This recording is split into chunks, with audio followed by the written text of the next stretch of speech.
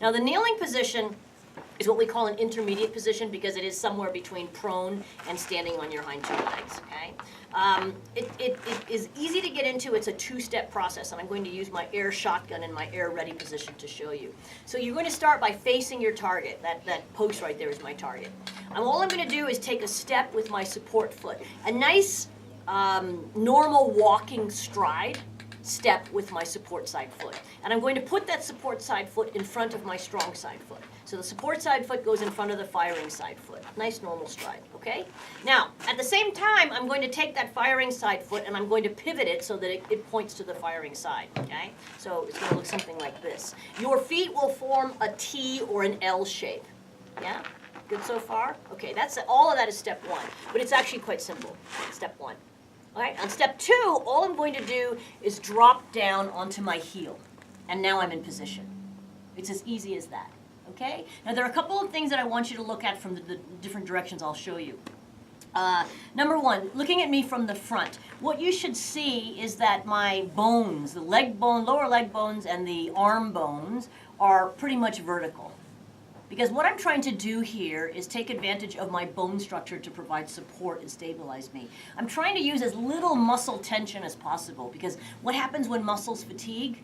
They start to shake. But in addition, if I use muscle, for example, if I lean out a little bit and have the shotgun here, I'm going to be using my bicep to hold it, right? If I do try to use muscle, I can't control recoil as well. On recoil, I promise you, I don't care how strong you are, that gun is going to bounce no matter how big your biceps are. But here on recoil, of course, since I'm, bone on bone, it's going to move much less. Good? All right, so straight here. Aside from that, I also want to get my knees as far apart as possible so I form a nice tripod. The closer my legs are, the more wobbly I'm going to be from the front. Okay, so get your knees out as far as they can be so you're nice and stable. Good so far from the front? Okay.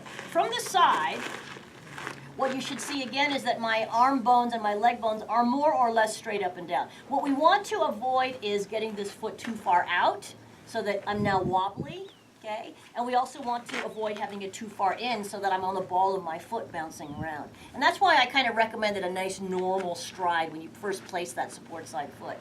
Along with that, I want you to have a look at where my elbow is. The point of my elbow is actually ahead of my kneecap, and that's a kind of a good index, a good reminder. You want that elbow ahead of the kneecap. People make the mistake of putting that elbow, which is a pointy, bony thing, right on the kneecap, which is a round, bony thing. So now you've got all sorts of movement in there just because you put bony thing on bony thing. So instead, you want to use kind of Mother Nature's sandbags, your tricep here, put that on that flat surface of the kneecap. Okay, and that kind of helps you stabilize. Good? All right. From the rear. So what you see here is that I'm sitting on that heel. I don't have all my weight back, but I am rested on my heel. I'm not holding myself up with my legs because that's going to cause me to move and also fatigue faster. I've got my toe flexed, and I want to use that position with the toe for a couple of reasons. One, getting out of this position now is simply me standing up and moving to wherever I need to go. And two, if I curl my foot under, okay, which a lot of people will do, I immediately start cutting the circulation off in that foot. Not only does that happen, but again, to get out of this position, now it's a two-step process. First, I have to get back on the toe, and then I can take off. So we always want to stay with that toe flexed. All right? Now, let me show you one more thing.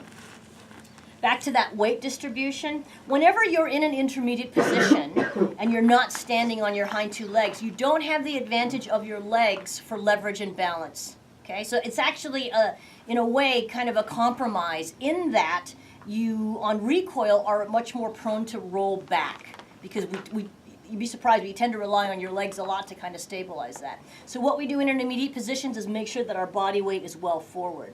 So though I'm rested on that heel, I'm not leaned back on that heel.